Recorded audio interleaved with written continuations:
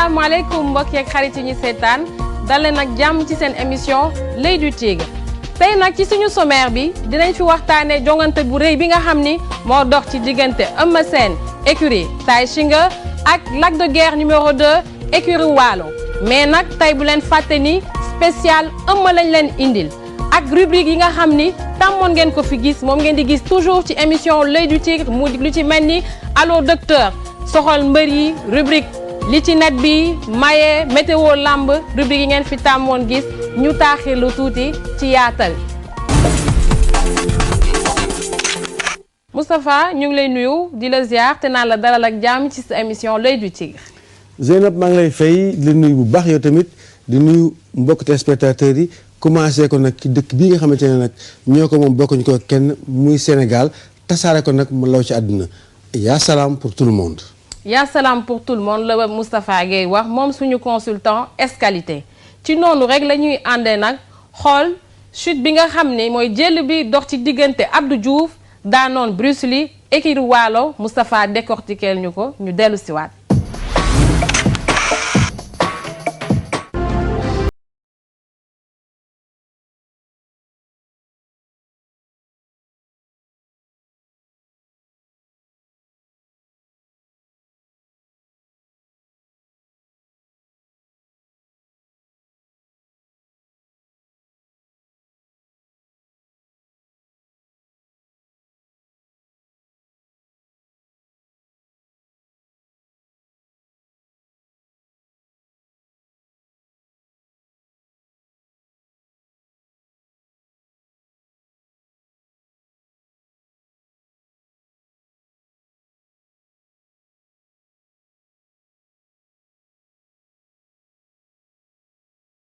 ci kaw Abdou Diouf daf ko crocheté ci kaw.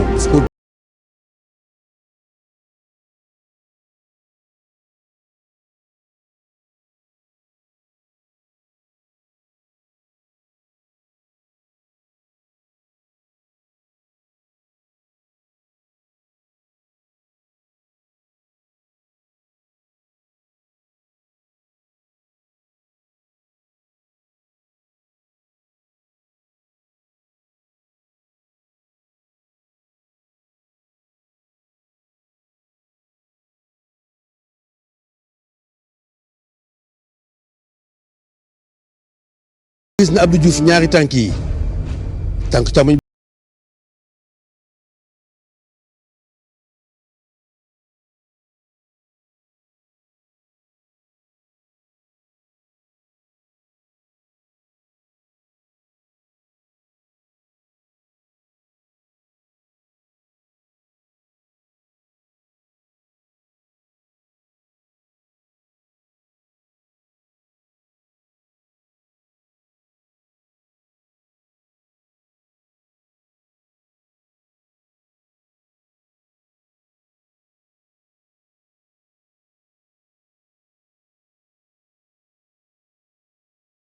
bu teg moom Abdou Diouf Bruce Lee tànk bi nga xamante ne nag moom la war a jariñoo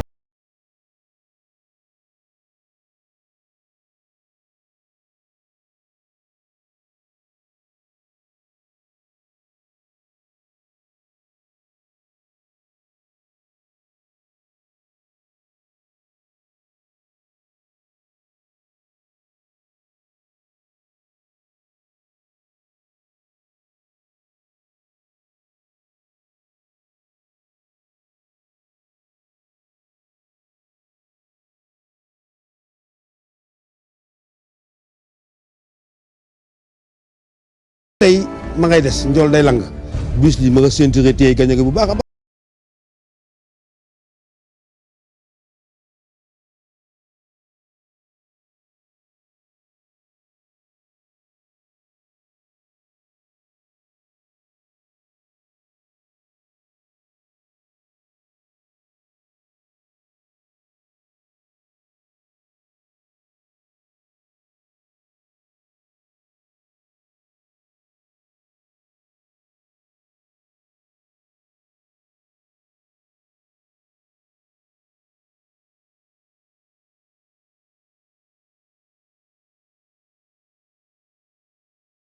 li indi jëli bi la ñu bëgg a leeral rek mooy crocheté bi nga xam ne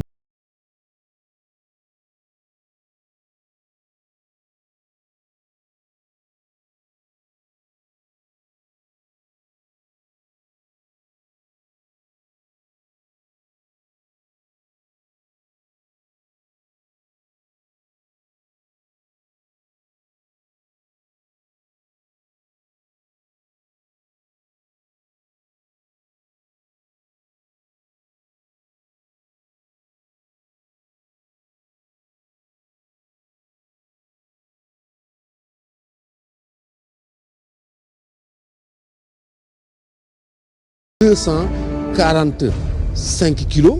ou 40.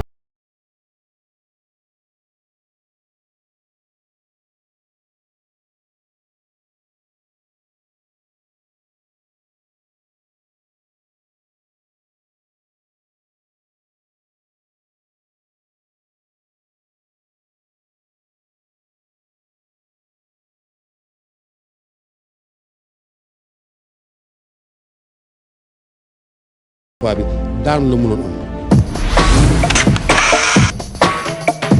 ñu ngi jaajëfal suñu expert bi ci nim ñu seggalee chute bi leer na nañ lu mënut a woon ñàkk la Bruce Lee dafa waroon daanu na ñu ngi koy encouragé di féliciter Abdou Diouf moom écurie Waalo. Moustapha dañ ni tey spécial Eumeu Sène équipe bu l'Oeil du Tigre def ci liggéey bu am solo ñu ànd seetaan li ñu leen jëlee woon ci Eumeu Sène te dellu siwaat. préparé naa ko kon mënoon préparé yeneen combat yi bon rawatina bii combat bu nekk combat boo xam ne man maa bëgg man ma sama bokk maa bëgg combat bi mu nekk combat bi nga xam ne vraiment combat bu ñu war a leeral la aussi di si ñaan yàlla mi nga xam ne moom mi dara tëgul di si ñaan yàlla moom dem. sama adversaire tamit dafa nekk adversaire boo xam ne bon rasul gën a mëri parce que déjà bu ñu jàppantee day profité jàpp ba pare rasul. ndengeñ jël loxo yi jàpp suma ngeen par rasu du tànte dara quoi loolu moo taxoon suñu combat bi passé bon loolu moo ko machine la mais am naa yaakaar ni suñu ci bii combat dina bëri si quoi waaw man nag xam nga kon nu ma ko waxee rek bëri dóor la ñu wax dinaa ñëw bëri si dinaa ñëw xeex si mais maa ngi ñaan yàlla daal mu am dem ci combat bi. moo ko ronge tuuti te bu jàppee suma ngeen ba pare talal ay loxoom rasu bu baax. damay am difficulté pour téye ay gémmam parce que tey nit bi jàppee pare xañ na tamit koy jàpp da ngay am difficulté jàpp dem naa sax bay jaay suma combat kon ni nga ko waxee dem naa ba dajale suma ñaari tànk dem naa ba jox ko wet dem naa ba siggi complètement ku xam bëri kon ni nga ko waxee da ngay xam ne Eumeu Sène mi ngi cherché bëri bi mais tamit ki may bëri moo nekk adversaire bu nga xam ne du nangu liggéey bu fekkoon dafa ñëw sax pour xeex carrément xeex sax en mais xeexul bëriwul aj na gardam suñu jàppantee dina rasu ba ci saaku yi jëm la fi indi ay benke ñenke dugg na fii génn fii xam nga dafa rasu daal combat bi dafay naqaree pour bëree mais biir ñëw incha allah moom gis naa ne même bu rasoo sax dinañ am leen loo xam ne duñ ko préparé quoi neexoon na métti woon na tamit vraiment champion la tamit aussi mais loolu lépp ci xam-xam la bokk quoi mais tamit aussi lu mu ko mën a daal wax daal mooy bu fekkee combat bëgg nañ daal mu nekk combat bu neex bu gaaw comme suma combat ak Gris Bordeaux loo xam dañoo xeex bëre kenn téewul sa bopp liggéey non suñ ko defee dina nekk combat boo xam ne dina nekk combat bu neex quoi. soo xoolee tey fee boo fa demee doo mën a travailler bëre xeex nga fa mën a jàngee tuuti te tamit aussi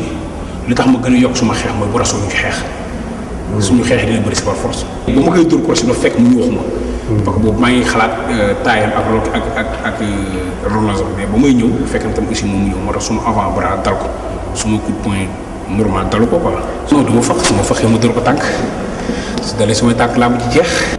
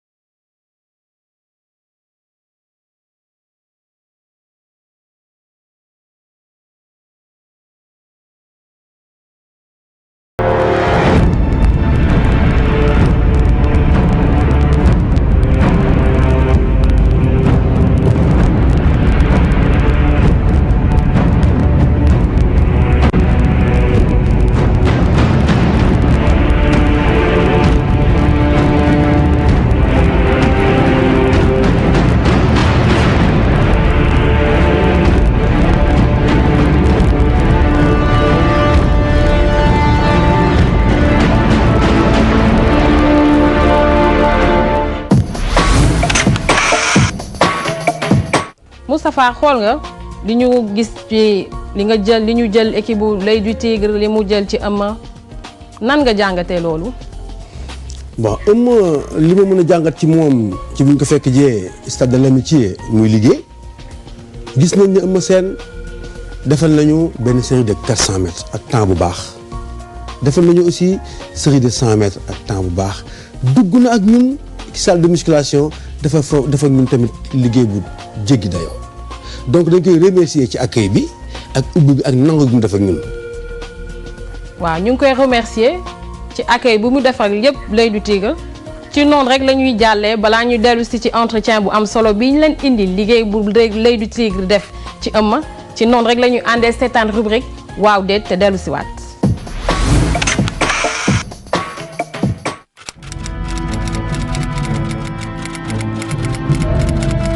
bëri ci biir Sénégal ndax politique la.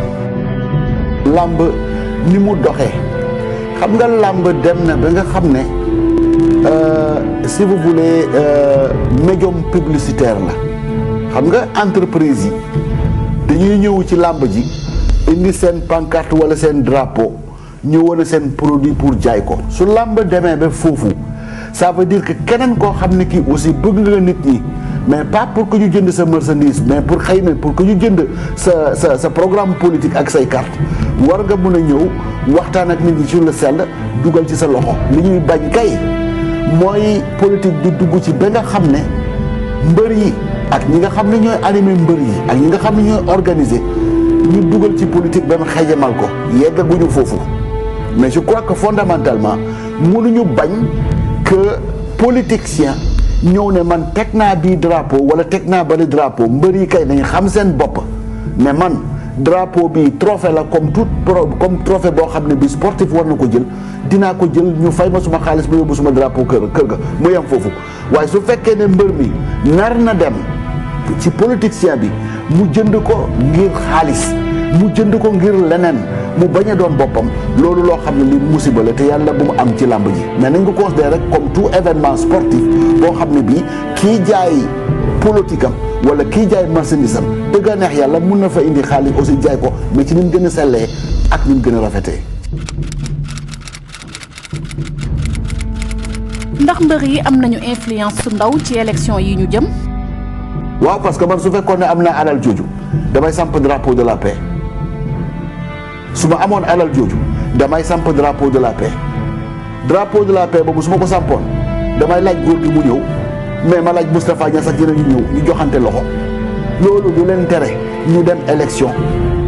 mais mun nañ fa jaar régler problème bi.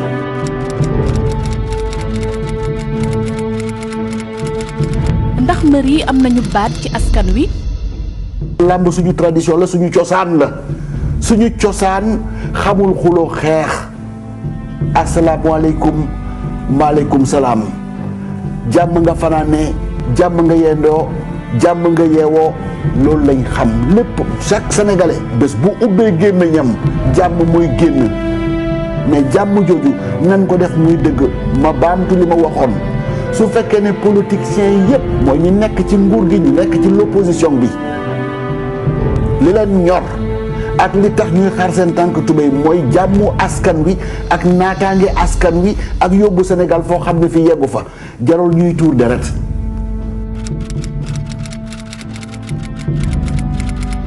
ndax bëri mën naa saafara cong yu am ca Casamance. mën nañ ko jaarale foofu parce que mbëru séeréer su daane woon mbëru joolaa ay du ci am coow du ci am xuloo du ci am mbëru séeréer bu daanee mbëru joolaa mu ngi mel ni boppam la daane donc amul ndam problème mu Casamance bi je crois que ni ñu ko war a jàppee wala ni ñu ko war a jëlee xam naa ne nag problème bu jafe la bu complexe la mais nag am na ay jéego yoo xam ne suñ ko jéegoo nañ ko war a jéegoo dugal ci jiital ci nit ñi nga xam ne war nañ leen jiital je crois que lii dina arrêté. ndax bëri am na njëriñ ci biir Sénégal lu tax. làmb dafa am njëriñ lool te ma commencé nag te la ci posé benn question boo xam ne bii posé naa ko feneen ma ne xam nga làmb sport la te Sénégal mu ngi ci sport bi kaan barke de ba lañ fa jógee ak li ñu ci dal dama bëgg ngeen wax ma muy yow muy keneen ñëpp spécialiste sport bi nekk Sénégal même professeur sport nan ma wax ban discipline sportive la Afrique jël jox ko askanu àddina nañ ma ko jox amul. Corée dëkk bu tuuti ñaata discipline la joxe japonais yi dëkk bu tuuti ñaata discipline lañ joxe tubaab yi ñaata discipline lañ joxe même discipline boo xam ne bii xale yu ndaw yu nekk États-Unis wala France jël sa biskale di yéeg ci montagne yi di dal ñu ne nañ ko def discipline sportive loolu am na mais lan lañ jéggaanee foo xam ne fii Afrique lañ ko jéggaanee mu doon suñu sport suñu tàggat yaram ñu ne discipline bi Afrique la jóge dinañ ko homologué comité olympique ak gars yi nekk ci sport bi yépp àddina dinañ ko reconnaître ne lii Afrique ci Afrique lañ ko jéggaane fan la amul kon nag dans ces conditions buñ caaxaanee suñu làmb ji.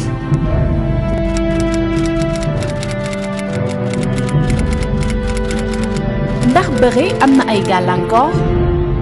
xaalis fu mu dugg ak célébrité affaire star fu mu dugg rek dina am peut-être xëy na ay yàq-yàq parce que gis nañ quand même ay mbër yoo xam ne yii am nañ comportement boo xam ne bii du li gën a rafet heureusement du mbër yi nga xam ne ñoo gën a fël parce que nag affaire bi c'est compliqué parce que soo bàyyee lépp ne man làmb laa bëgg dama bëgg doon mbër dem nag bokkuloo ci ñi nga xam ne ñoo fël ñi nga xam ne mun nañ jot cachet yu rëy yi nga toog xool sa doom xool sa jabar mun loola dundal mun nga am la naqari soo réfléchirul doole jooju nga xam ne am nga ko xëy na mun nga ko dugal foo xam ne fii rafetul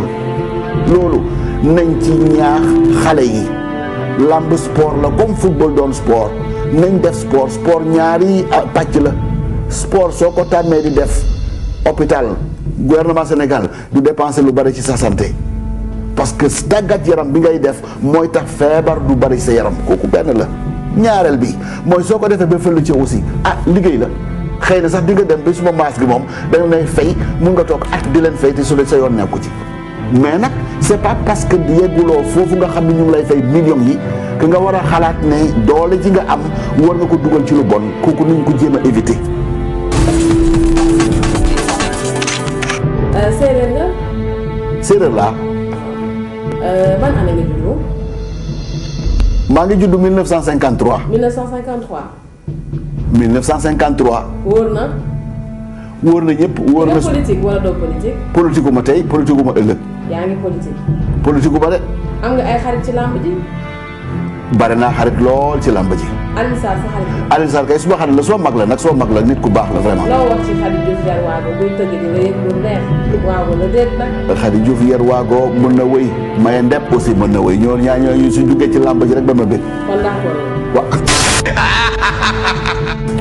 waaw. jaajëfal nañu professeur Ousmane Sène nekk directeur wu WARC maanaam West African Research Center ca Fann Résidence ñu ngi koy jaajëfal nekk aussi professeur à l'UCAD ñun suñu consultant bi le Tigre demaloon nga ñu ci Eumeu Sène xool nañu état du nga wax ñu nag état de forme actuel u Eumeu Sène nan nga jàngatee Eumeu Sène actuellement. bon Eumeu Sène ni ma ko jàngatee ak ni ma ko xoolee muy def ay séances d'entraînement mun naa ne Eumeu Sène jour bu ñu ko fekkee sax dama koy liggéey ak moom pare na pour bëri ci saa si. pare na pour bëri ci saa si. c'est-à-dire actuellement bu fekkee damay xool état de forme moom di xool condition physique bi mu am di xool rapidité bi lépp lu war a dem ci combat pour am victoire rek actuellement Eumeu Sène tënk na ko am na ko c'est-à-dire gis naa ci moom rapidité parce que temps bi mu def ci 400 mètres bi c'est important pour un lutteur mu def temps bu baaxee noonu temps bi mu def aussi ci 100 mètres bi am na solo trop ci lutteur bu mel ni moom en général boo gisee les lutteurs ak seen muscles yi buñ dee daw sur 400 mètres sax mën nañ ko doo 2 minutes mbaa 2 minutes 30 mais daw na ko lu yées loolu 100 mètres sax mën nañ ci gaaw parce que ay muscles yu fort lañu am yu dëgër yoo xamante ne ku nekk xam ne ne série 100 mètres doole moo koy daw te mbir yi dañu am doole donc macha allah Eumeu Sène bi ma gis nii vraiment bu fekkente ne naxantewuñu rek mu ngi ci état de forme baax a baax te nee na ma pareegu ma. donc mun nañu wax daal ni Eumeu Sène fi mu nekk nii daal pare na bu ñu ne woon suba la combat bi sax mën na ko sëgg bëre ak Lac de Guiers. ba mais si li ma gis xaw ma nag contact de lutte am mais ci daw ci tëb ci souplesse ak ci musculation li ma foon mbër bu ma ko woon rek naa ne pare nga nag mu des nag léegi nag contact de lutte ba parce que condition physique de lutte ba tey dafa bokk nag daw 400 mètres ak daw 800 mètres ak yéeg din ak guddi weñ déedéet ndax condition physique bu bëree moom bëri rek koy joxe te gisagu ma nag fu mu bëree danaa ko gis nag ndax bu ñu gënee jege ci combat bi dañ demaat seeti Eumeu Sène def xool ay contact de lutte nan la am. gën ko xóotal mais nag physiquement daw beeg tëb beeg musculation bi am ma ay au top parce que nag contact de lutte loolu nag xaybu la lu kenn xamul la. xaybu la lu kenn xamul la nee na ko moom deuxième tir de face bi donc Eumeu Sène war na pare ci noonu rek la ñuy jàllee xool rubrique allo docteur te dellu siwaat. mbirum ndox kooku moom c'est vrai que problème la ci sportif ci mbir xam nga ci suñu aada da ngay naan dama mar damay naan mais ñun ñi nga xam ni ci domaine médical boo maree ba pare ñàkk nga ndox donc xam nga am na problème foofu yow da ngay naan dama mar may ma ndox mais boo maree fekk bu pare sport.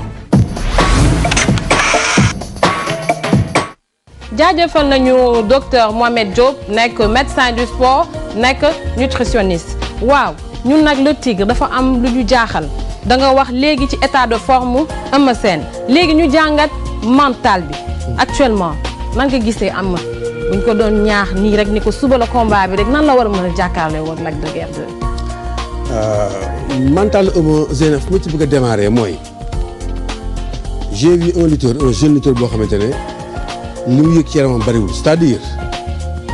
ku nekk xam na ne dégg na coow Eumeu Sène ci jamono yu nekk nii diggante ak le promoteur de la place justice jour bi ñu koy enregistré la veille astafurlah le même jour la dem tribunal jóge tribunal ñoo fekk ma ci terrain bi ñuy liggéey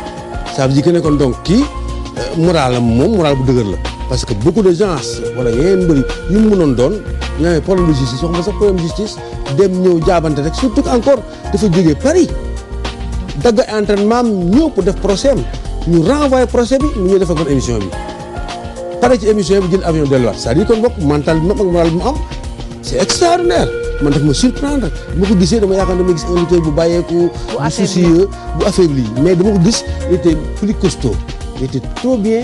donc dañ koy encouragé ci lancé boobu mu nekk te xam ne mbër moom du yëgal yàppam dara lu bari dañ ne mbër day am fulla mbër day am fayda mbër aussi dafay nekk nit koo xamante ne dafay relax dafay bàyyeeku te gis nañ ko ci Eumeu donc mental bi ma gis ci Eumeu daal mental bu extraordinaire la ci ku jëm ci combat bu toll nii. kon buñ la déggee dinañ ne tolof tolof yi muy jànkonteel coow li muy bëri yëpp. yëgalu ko yàpp yaramam ci noonu rek la ñuy àndee nag xool rubrique bi nga xam moo tudd surtout zapping te dellu si waat.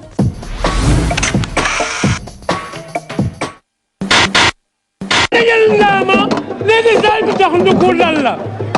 sama yaay noon na ma sama baay noon na ma maam góor gi boo jàppatee mbër ba muy jooy bàyyi ko. Pareil, elle réduit l'écart et renverse sa proie. Abdoulaye Wade yow laay waxal barki dem ma Njaay rek nee nga ñëpp di ko dégg àdduna yëpp di ko dégg nga ne bu réew mi génnee wax la nga dem lii nag weddi gis bokku ca. ay Malika Ngop Ndiaye ma oh tourné léegi El Hadj Dajalun Ndiaye ma tourné El Hadj Dajalun Ndiaye ma jënd ko jar naa El Hadj Diouf. li leen dese moo di jàpp ci yàlla te ngemb bu baax te dugg def campagne loolu moo gën ñu perte de temps fii naan dana présenter du présenter. Innocents ont arboré les tenues de leur idole du moment. L'origine du Mardi Gras.